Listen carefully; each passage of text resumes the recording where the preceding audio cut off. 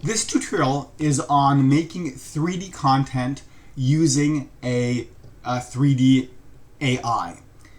This solution will cover both text to 3D model and also image to 3D model.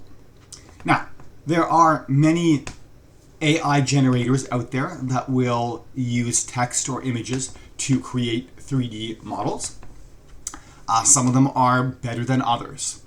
Up till now, I have been using Meshy, which does a decent job, but I found that the amount of detail in Meshy assets isn't the greatest. It does have the ability to curb the number of polys, which is good.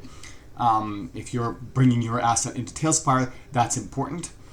The solution I'm going to show you today doesn't have that function, so you'll typically need to go into something like Blender and reduce the polys afterwards. But I find that the solution I'm showing you today does a much better job at generating the content than Meshy does. Again, it's personal preference. You can go and use Meshy in a very similar manner to this, but I'm going to go with this solution. So this solution is a solution by Tencent, a Chinese company. I'm not even going to go try to pronounce the name of it. The link for it will be in the description of this video.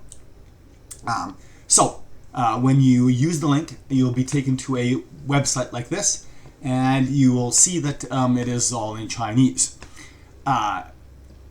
Even with the Chinese, it is pretty self-explanatory, but if you're using a modern browser, you can right-click and you will typically have a translate to English option.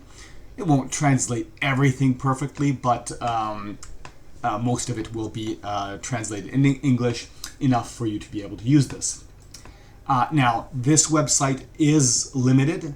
The free tier gives you 20 generations per day, which I think is fairly generous unless you're mass producing something. I believe that there is paid tiers, but I haven't really investigated that. In worst case, you can make a backup account and get another 20 if you desperately need more than 20 per day. Over here we have, again, not fully translated, but we have text to 3D model, and then we have image to 3D model. And with the image, we have both options for a single image or multiple images. We'll get to that. Let's start off with the text to image.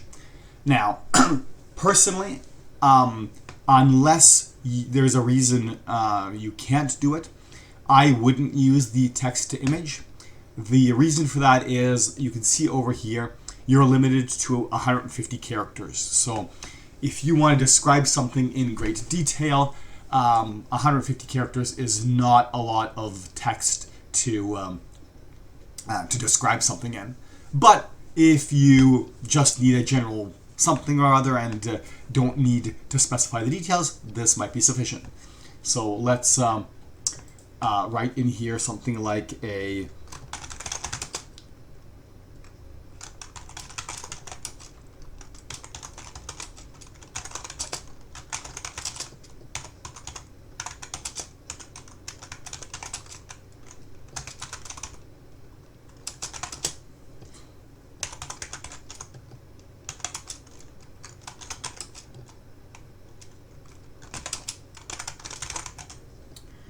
Okay, so once we've wrote in our prompt, over here you can select the model.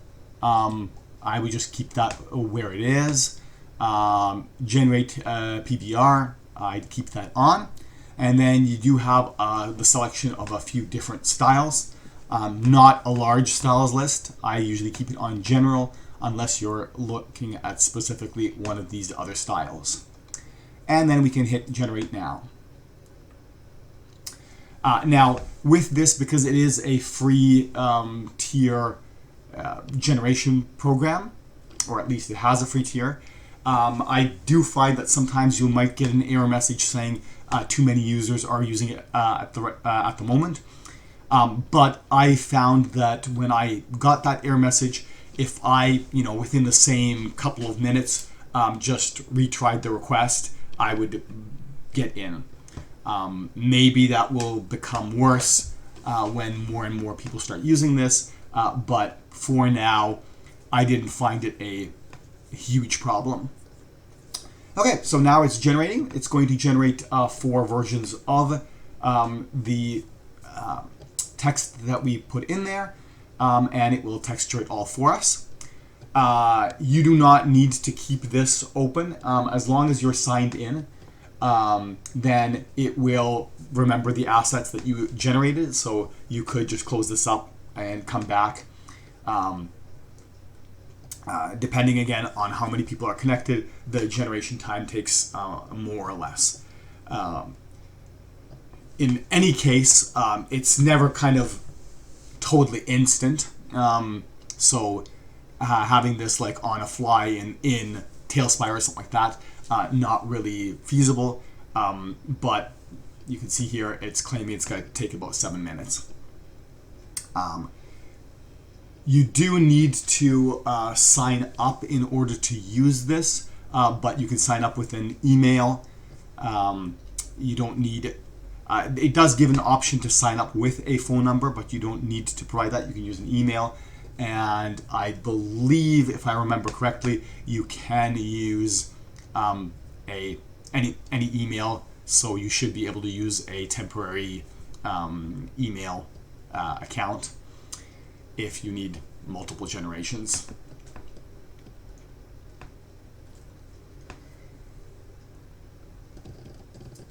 So we can see here, it's already starting to show us the shape here.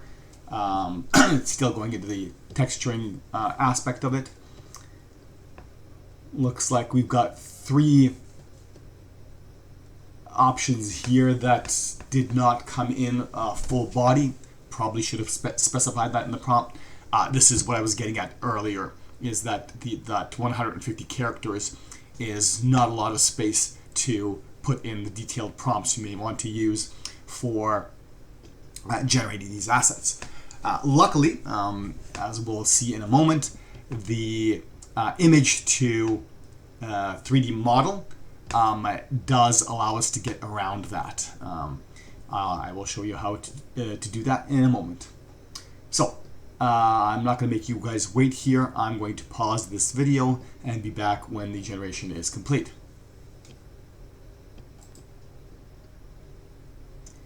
So here we are. We've got 4 results generated here. One thing that I should note is even though it generated 4 different variations, it did only consume 1 generation. So the 20 generations are 20 different generations, each of which provide 4 variations on whatever you specified. Now, the one thing I did notice about this solution, especially if you aren't detailed in your prompting, it does tend to generate a little bit more cartoonish style characters. So something like this with the the big head and the smaller body is kind of common, unless you prompt otherwise. So keep that in mind. Usually, however, you do get various options. So you can see here, I got a more cartoony style here, but these ones are relatively accurate, although they didn't include the whole body. So, anyways, once you've got your 4 options, you can click on any one of them to get the details. It usually takes a little while to load it, so be patient. But once it does, you'll be able to see it fully textured, and you'll be able to rotate it around to see what it looks like. So, to me, this looks good. If I go to something like Meshi and would do a similar thing, typically, the nose, for example, would be just a single point, so kind of distorted. In Meshi, the the textures don't necessarily kind of align with the topology. Sometimes they kind of bleed into other sections, whereas this to me looks pretty good. I mean, maybe a little bit potential bleed right there, but like otherwise it looks pretty good. It looks detailed. Yeah, the mouth a little bit, but overall I'm happy with it. Once I've got that, I can download it. You have different download options here. The two that I would recommend is FBX or GLB.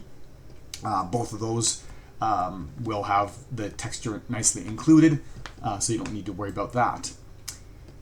There is also a rigging option here, depending on the pose of the asset. Like for example here, we didn't ask for it to be in a T pose or an A pose, so the rigging might have a little bit more problems with it. It is close to an A pose, so maybe it would be fine.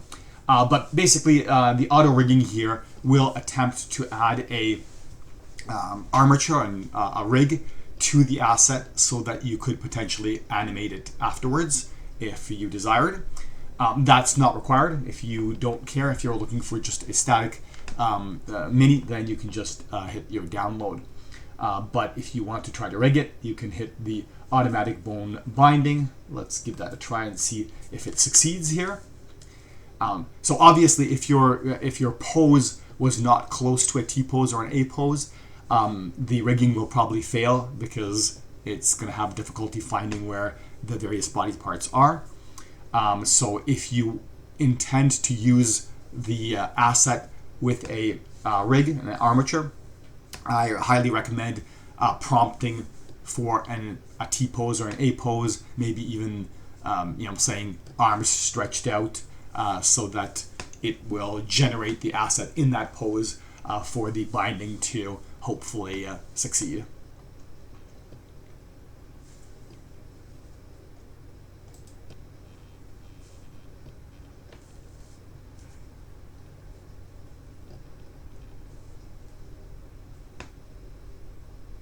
Okay, so it didn't give me any error, so I believe that it actually successfully rigged it. And then you can see over here, we've got a few different animations that this can apply to your rigged asset. If you just choose the standing one, it's going to be the same pose that you started off with. But now if we save it, it should have that armature included. If we actually wanted to save it with one of these default animations, we could select that here. So if I select dance, it's going to apply the dance animation. Now again, if you are rigged, this rig, as far as I can tell, is compatible with Mixamo. So the armature is the same. So even without applying an animation here, you can actually then take it into something like Blender and apply any of the Mixamo animations, which if you're not familiar with, it's a library of lots of animations available for free. So you're not limited to only the animations here in this list. You can use other animations once you've got it rigged. Or of course, once it's rigged, you can also do the animating yourself.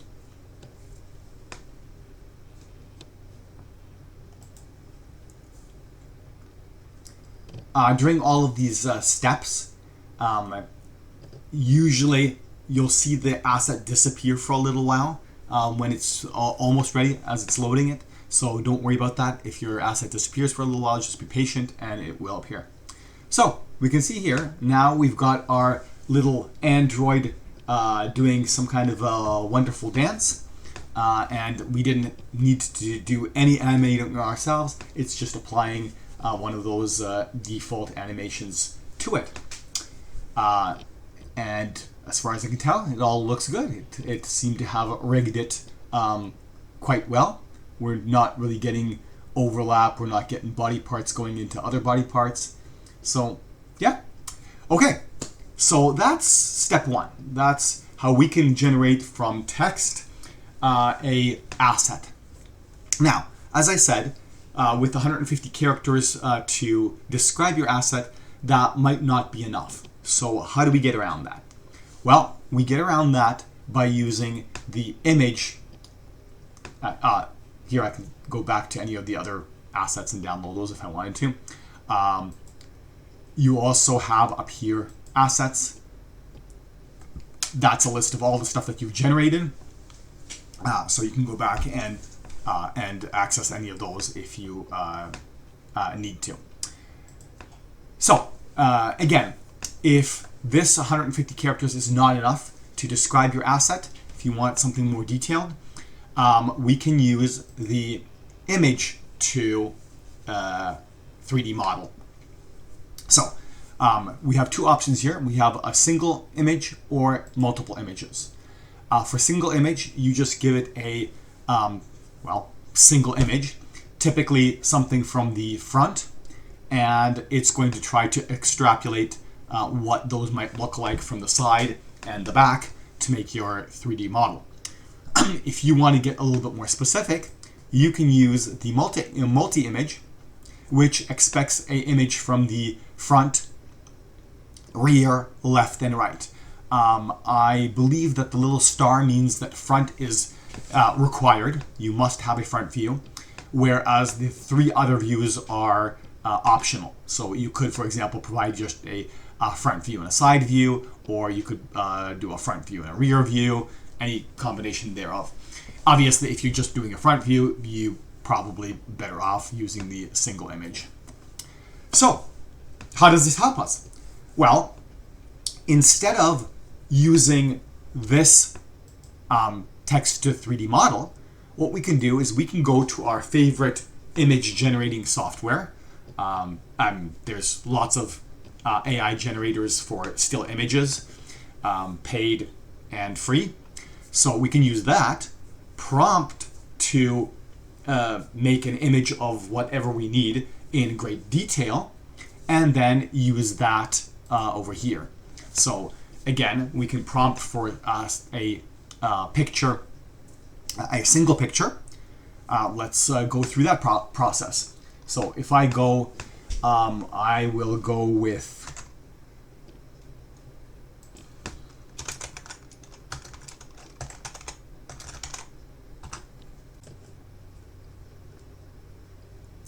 I'm going to go to TensorArt for my generation here.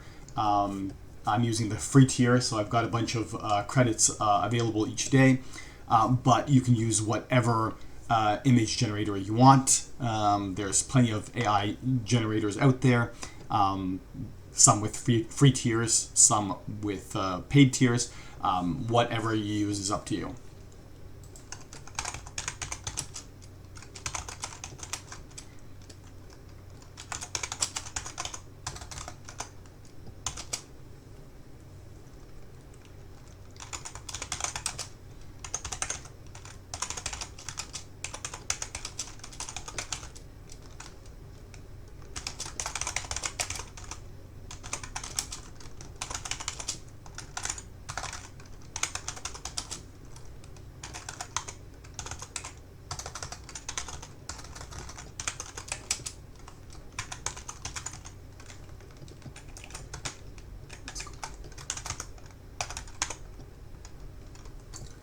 Okay.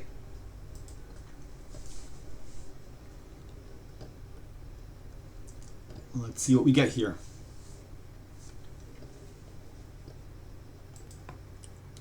And here we got some results here. I think this one, both of them are pretty good. I'm going to go with this one. This one has a sort of a quarter view, which should give it the AI both kind of a front view and a side view. I'm not sure if that's going to work any better. I haven't really tried it, but sure, let's go with this guy. So now we can go back to our 3D generation software under single image. I'm going to upload that.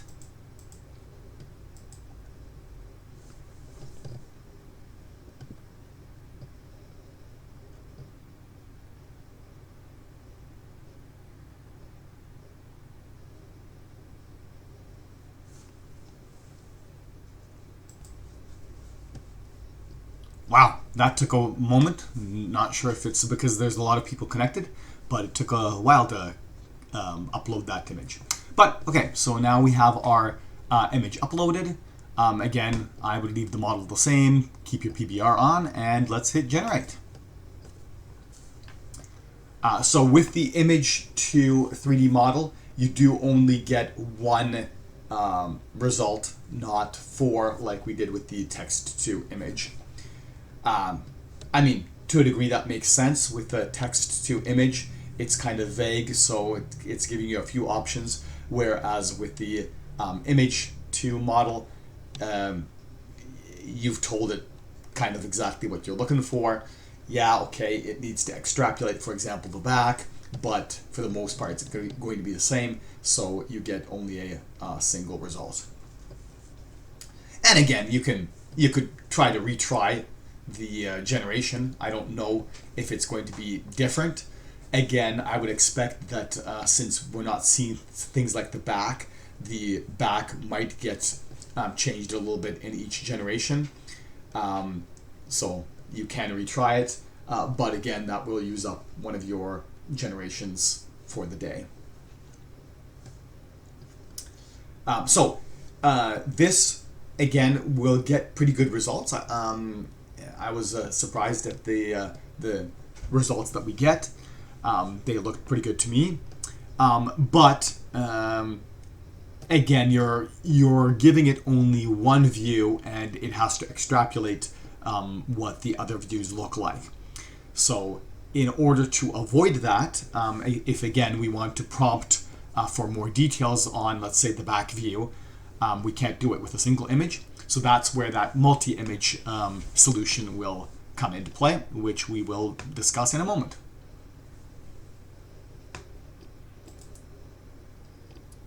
The one nice thing about this website, as far as I can tell, you can make multiple generation requests in at the same time.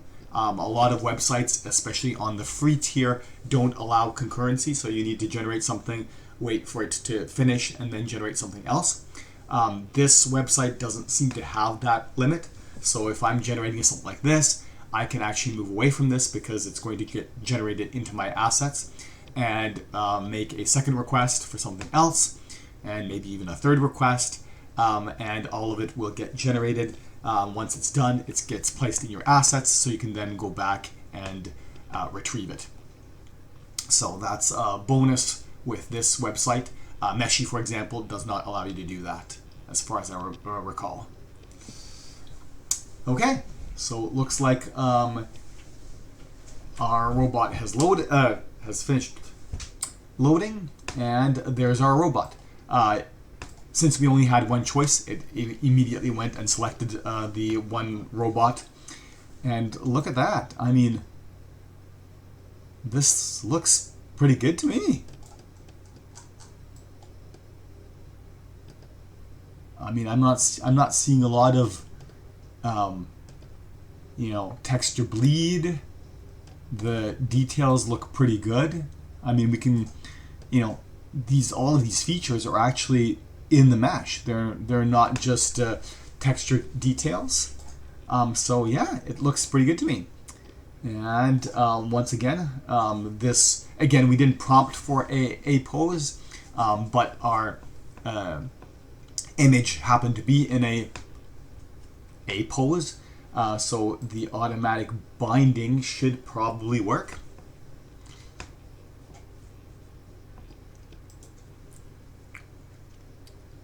If you're wondering why my generations seem to be so much faster than when you're using it, that's because I've been pausing the video while these things have been generating, so that will make it seem like it's much faster. Okay, so again, the rigging did seem to pass. It didn't give me any error. So now, if we go, how about a kicking robot? And again, this rigging here is completely optional. If you are just looking for a static version of your asset, you're not going to animate it, then you don't need to do any of this rigging. You can just download your FBX or GLB directly, and that'll be perfectly fine. The auto rigging here is only if you are planning on using your asset for some kind of animation, whether it be one of the ones that are provided here or a third-party one. If you want your asset animated, you do need to rig it. Okay, so we can see here it didn't quite succeed at rigging it properly. The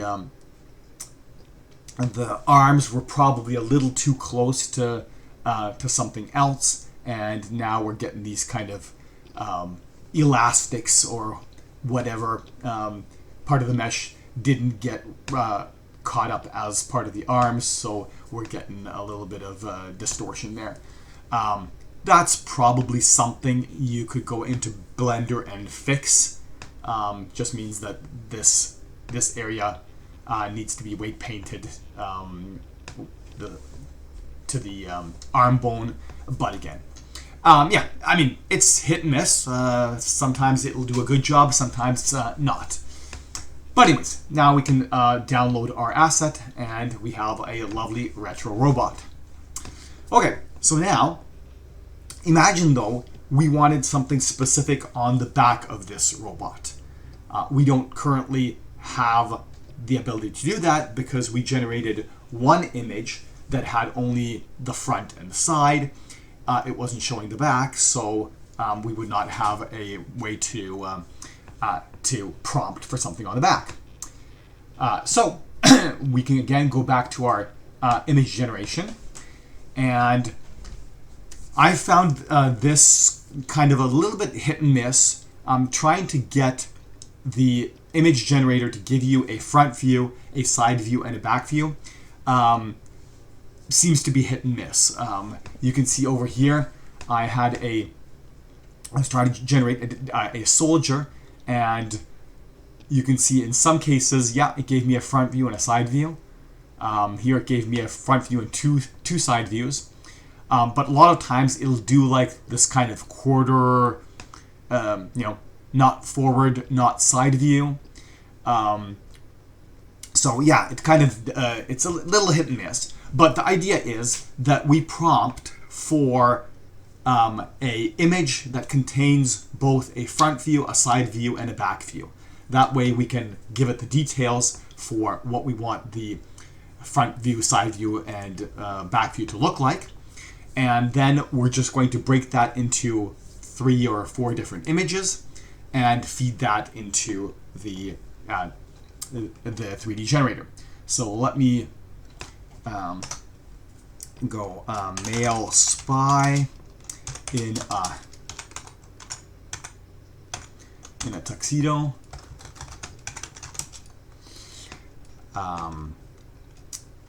With a jetpack on his back. Image contains 3 panels. The first 3 panels side by side.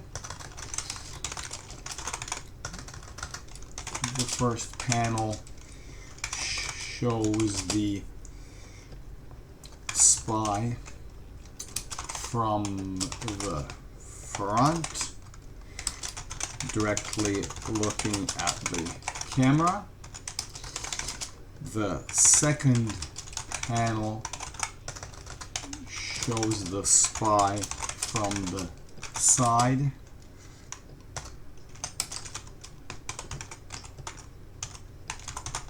perpendicular to the front view. The last panel shows the spy from the back, showing the details of the jetpack.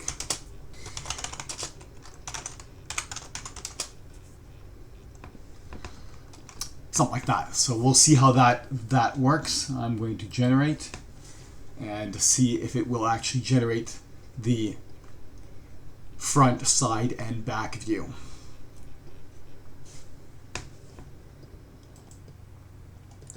So we got some results here. They're not great. We can see here, this would be a nice front view, for example, but again, the side view, it's giving me, well, it didn't really show up a back view, and the side view is this, again, sort of quarter view, which doesn't really help us a lot. I don't know if we put this into the 3D generator as the side view. I don't know if it would accept that or if it really needs it to be more perpendicular. So we'll try one more prompt.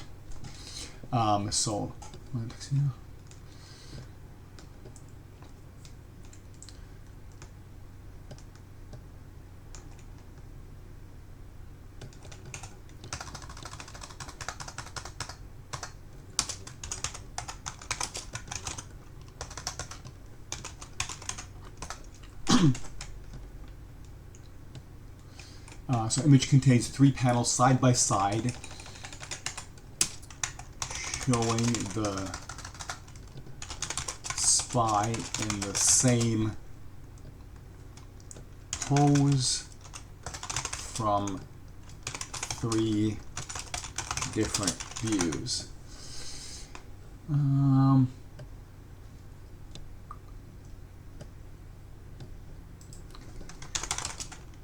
The panels show the entire spy from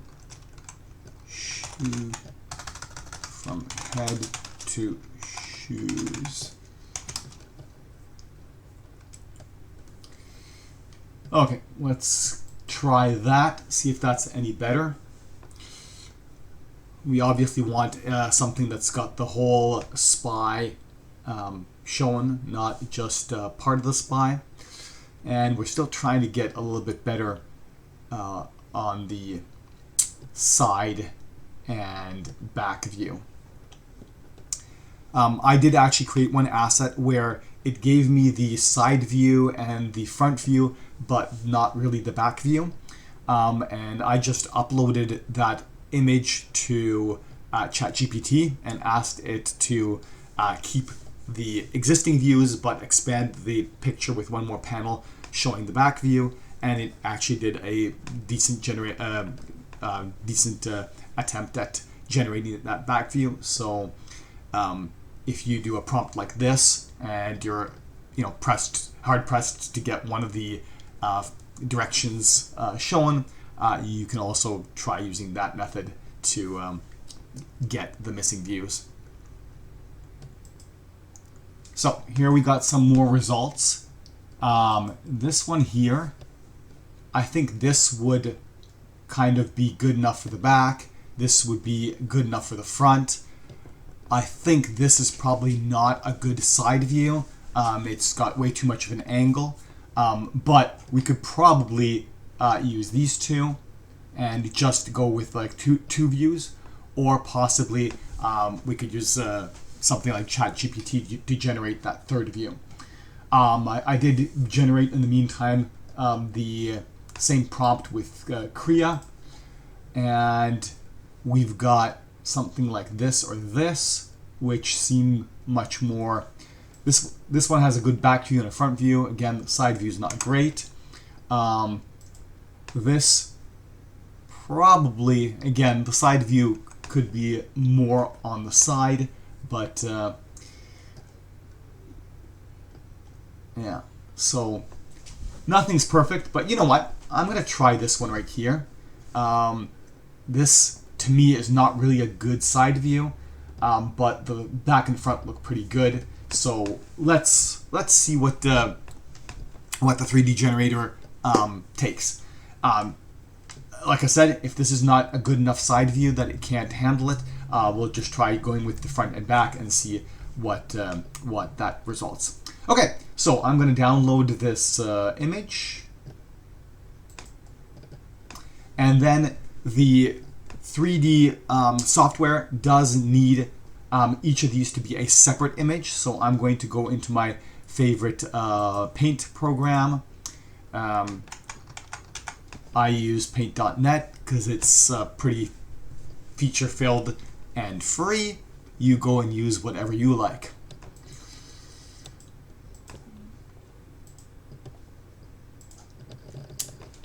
Okay, so I'm just going to take this, crop, file, save as, SPY. That would be the right hand side. Undo.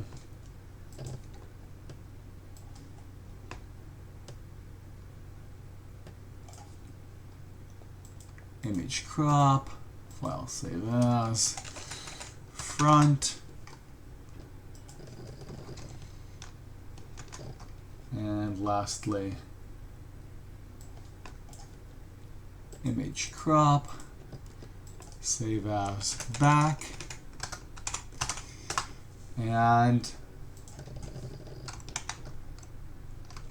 that's it. So now let's go back to our 3D software. Go back to,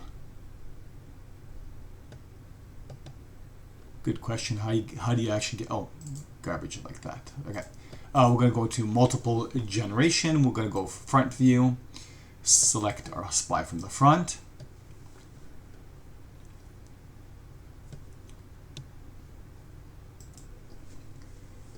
Again, the upload took a little moment, but it did it. So now we're going to go to rear.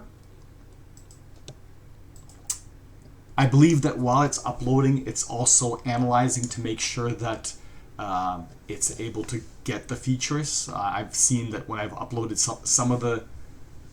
Oh wait, that was not rear. Back.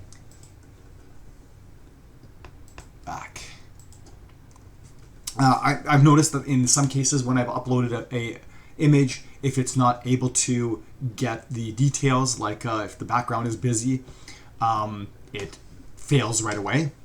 So it's probably doing an upload and a little bit of an analysis. And now I've got the right view.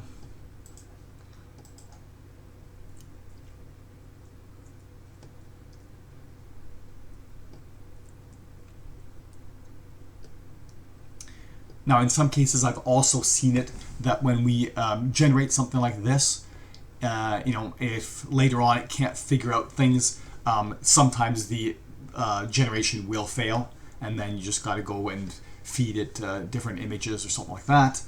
But let's see. So again, I'm keeping the model the same, PBR turned on, and generate now. And let's see what happens here.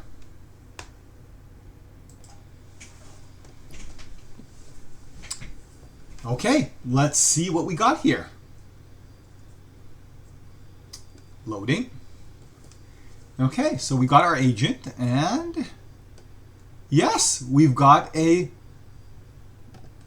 jetpack of some sort on his back. So, to recap here, okay, so, sorry, before we go on to the recap, so for example, in this particular case, we didn't prompt for a pose, so using the automatic bone binding is likely to fail, because you can see that that arm is going into a pocket here, so it's going to have a hard time separating that arm out.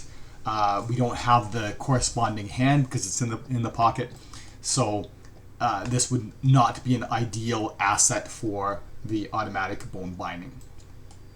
Okay, so anyways, let's recap here.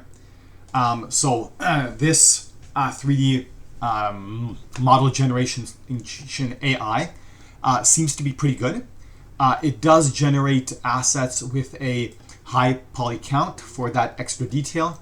If I recall correctly, most assets it generates that I've seen were around 500,000 poly count.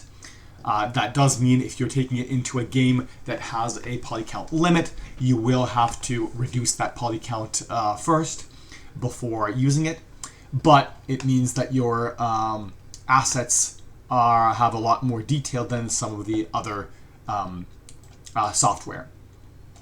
By using the software does feature text to 3D model. but that is limited to about 150 characters for the prompt. So in order to get around that, and also to get around that cartoonish bias, we can use the image to 3D. There we have two options. We can use the simple single image one, which will allow us to provide a front view or quarter front and side view, and the AI will extrapolate the rest of it. Or we can provide up to 4 different views, front, back, and the 2 different sides, to provide a more detailed indication of what the asset should look like. And in that case, of course, we are going to bypass the cartoonish bias, because we can generate those images without being cartoonish.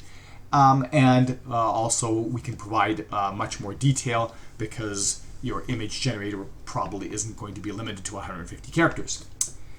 And that's about it. I do not have any affiliation with this website.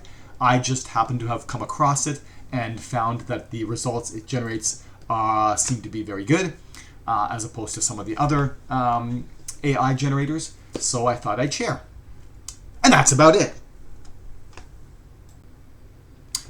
Just for you users that are trying to use this with Tailspire, if you're trying to import these assets into Tailspire, as I said, the poly count is much larger than what Tailweaver accepts. Tailweaver accepts up to 60K poly count, and this is about 500K poly count. So you will need to reduce your poly count before bringing it into Tailweaver. There's many different software that can do that. Blender in a pinch has the Decimate, which if you play with the various features, you can reduce the poly count significantly without losing too much detail. But there's lots of other software that will help reduce poly count while trying to maintain the detail of the assets. So you will need to do that. But beyond that, the format of GLB or FBX is importable into Blender, and then from there you can export as an FBX, which Unity will accept. And the textures generated by this also are usable in Tailweaver. So beyond the poly count, this is great for making assets for Tailspire. And now that's really it. I know these videos don't have great production quality, but they do have a lot of useful information. So please appease the YouTube algorithm goddess by casting the subscribe spell and then blasting your Eldritch Blast at the like button. It'll really help me out.